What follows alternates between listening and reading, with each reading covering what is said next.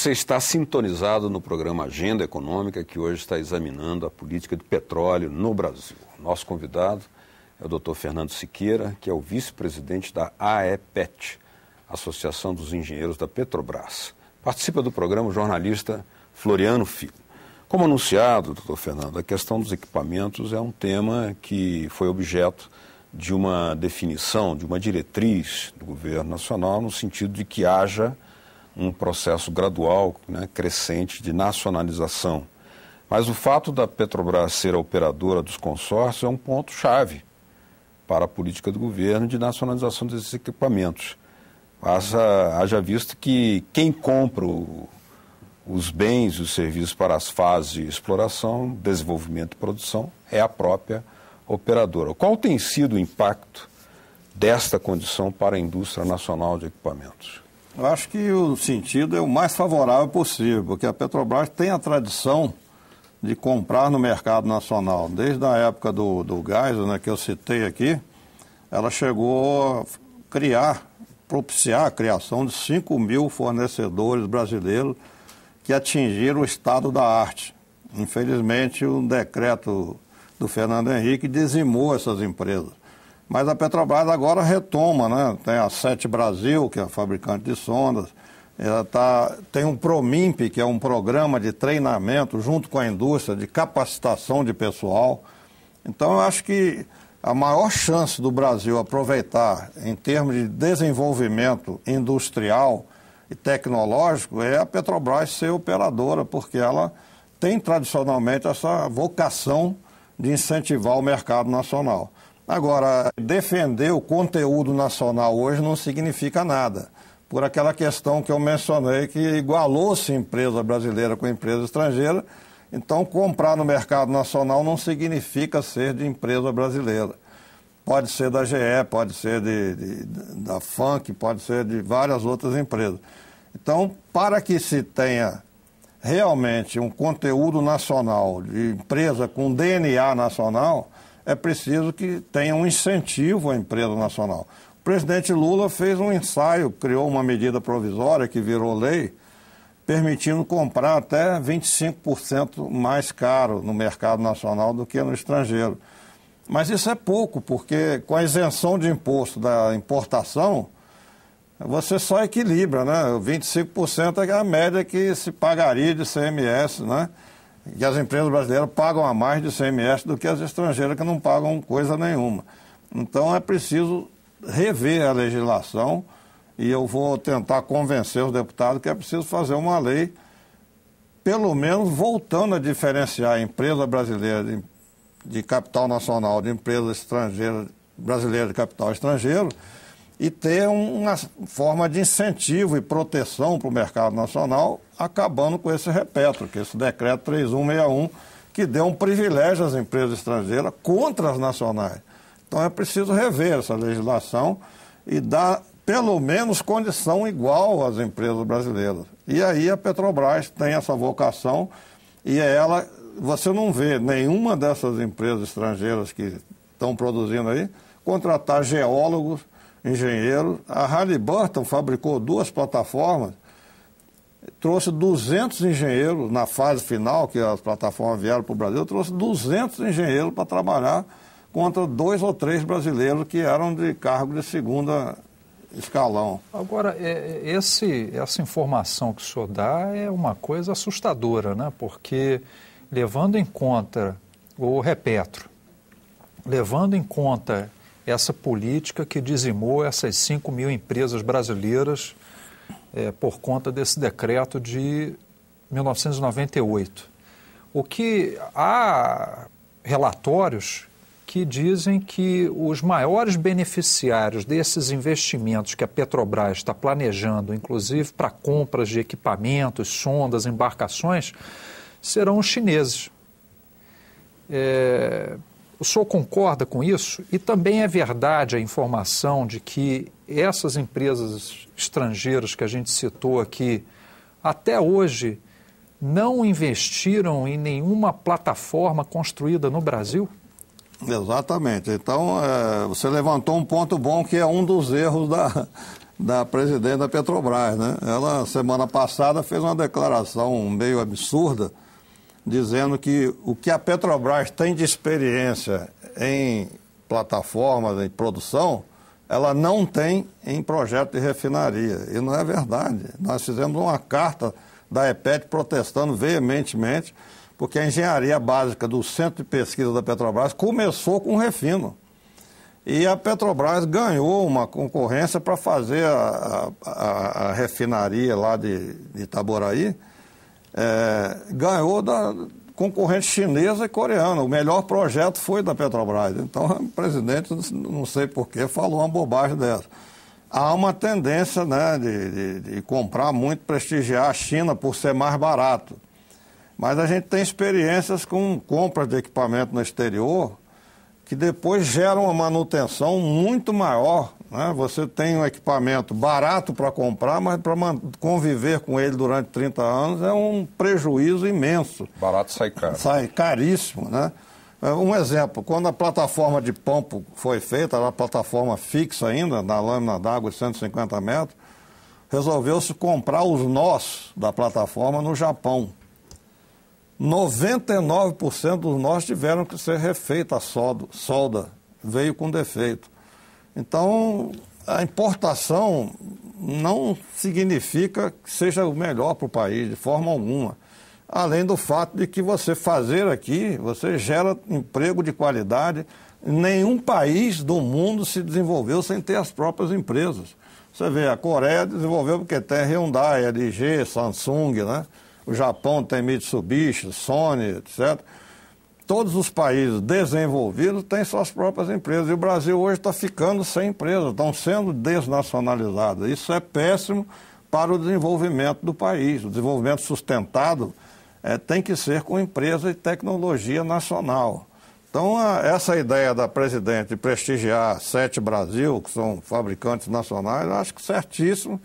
E a Petrobras é a única que dá essa preferência à empresa nacional.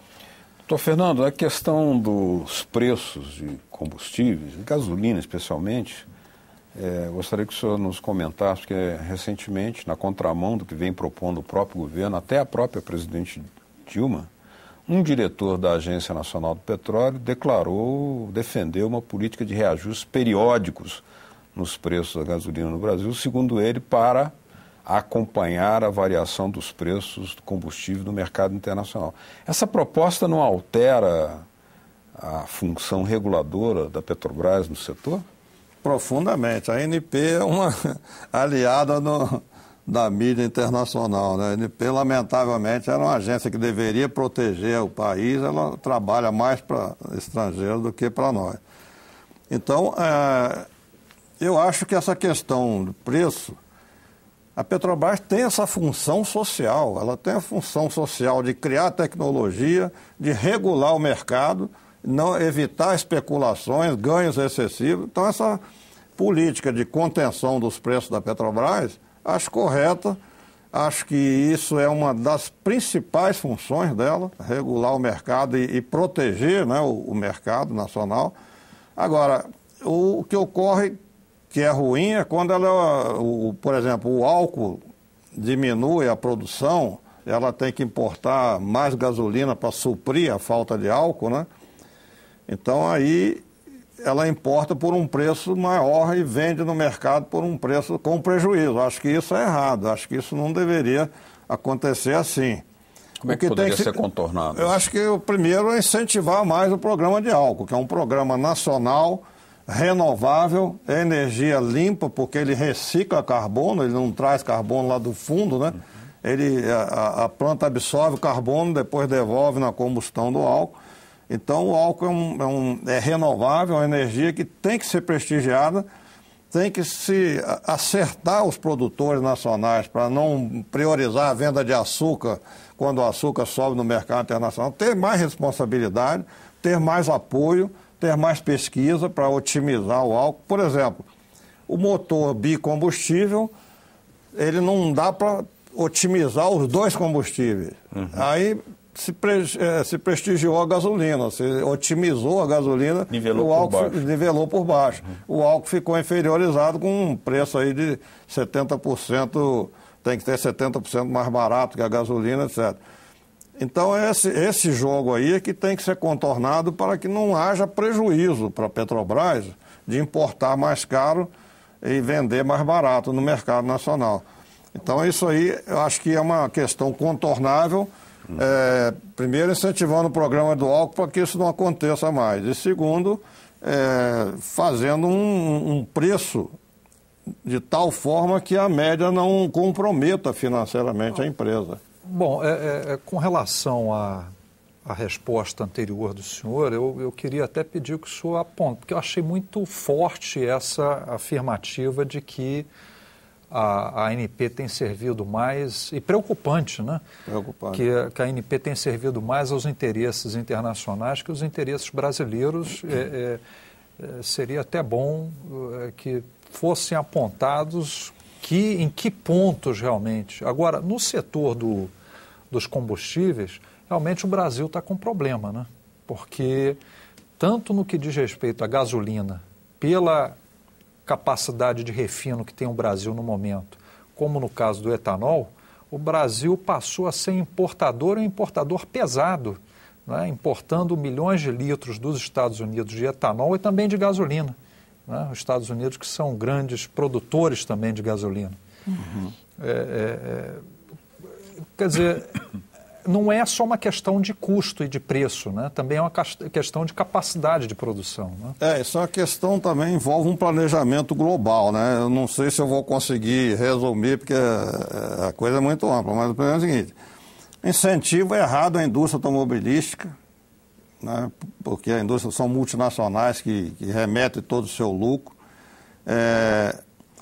O transporte urbano brasileiro é um caos, né? Hoje, no Rio de Janeiro, a média da cidade, né? 80% dos passageiros são transportados por veículo rodoviário, por via rodoviária. 10% metro ferroviário, quer dizer, é totalmente o inverso dos países desenvolvidos, em que 90% dos passageiros são transportados pelo modal metro rodoviário, ferroviário, perdão. Aqui a gente está ao contrário. Então, quando você coloca um superdimensionamento do setor rodoviário, você tem um consumo brutal de combustível. Então, gera esses problemas todos, né?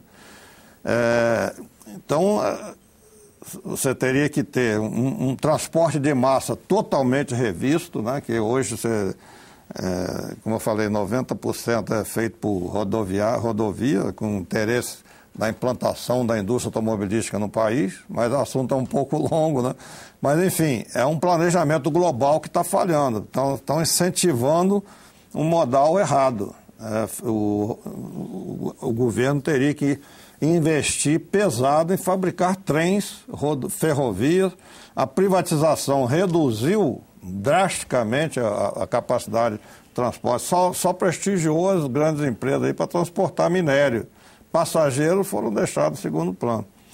E aí agora a sua questão da ANP, né? Quando foi nomeado o diretor-geral da ANP, era o genro do Fernando Henrique, né? Ele, primeiro, na posse dele, com uma sala cheia de representantes e dirigentes de multinacionais, ele disse claramente: o petróleo agora é vosso. Com essas palavras? Com essas palavras. O petróleo agora é vosso. Isso está gravado, foi até processado por essas e outras coisas, mas ele disse isso. Outra coisa é a seguinte: ele dividiu os lotes a serem leiloados em áreas 210 vezes maiores do que as áreas leiloadas no Golfo do México, para entregar logo os blocos todos, né? Isso é permitido por lei? A da ANP virou a dona do pedaço, né? Ele era genro do homem, fazia o que queria, né? Então, a lei não definia o tamanho do bloco. A ANP foi atribuída a ela o encargo de dividir, né? Ele mesmo declarou: os blocos são 210 vezes maiores do que leiloado no Golfo do México. Hoje ainda é assim? Foi deliberado. É deliberado. Aí depois veio o Haroldo Lima, nosso antigo aliado, passou de nacionalista a defensor dos leilões. E nos depoimentos aqui, durante a elaboração da lei nova, o lobby internacional fez 8 audiências públicas, 6 no Senado e 2 na Câmara. E cada audiência pública com 5 mesas. Cada mesa, 2 lobistas. Quer dizer, são 8 vezes 5, 40, 40 vezes 80 palestras de lobistas. Entre eles, o Haroldo Lima era um deles. O João Carlos De Luca, presidente do IBP, que congrega todo o cartel internacional, era um dos principais oradores. O Zilberstein e outros aí. O presidente da ONIP, né, o Eloy Fernandes, isso tudo nos telegramas do Wikileaks diz. Os lobistas são o IBP, a Fiesp e a ONIP. Doutor Fernando, o senhor mencionou a questão do etanol, que apesar da criação da Petrobras biocombustível, da decisão da Petrobras de entrar pesado também na produção do etanol, nos últimos anos tem se registrado uma desnacionalização bastante grave da produção do etanol no Brasil, com grandes empresas estrangeiras comprando e deixando de investir. Então a produção também, a queda na produção se explica por isso. E por outro, o professor Bautista Vidal, que é o implantador do Proálcool na década de 70 no Brasil, tem proposto reiteradamente que haja uma produção descentralizada do etanol a partir de microdestilarias, com a participação da agricultura familiar, dos assentamentos da reforma agrária, como método de aumentar a produção regionalizada, né, combinada com a multicultura alimentar, fortalecendo a produção de alimentos, e também com o objetivo de criar renda e emprego